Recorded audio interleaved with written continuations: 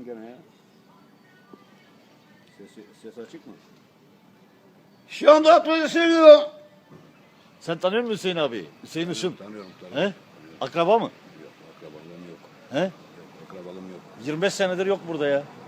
20 sene 25. Şimdi gelse şu anda tanıyamaz da. He? Şu anda nerede tanıyacağım ya? Kaç senedir görmedim onu. Millet ihtiyarlıyor, gençleşiyor, kendine iyi bakıyor. He? Orası Avrupa. Şeyde şimdi o Tayland'da. Hep 20'lik, 22'lik onlarla ilgileniyor. Tatlı alıyor muydu senden? Avrupa'ya gönderecek Ali'ye. Tatlı alıyor muydu senden? Alır. He? Alır be ya. Hüseyin abi işte böyle bunlar. Yemişindir zamanında.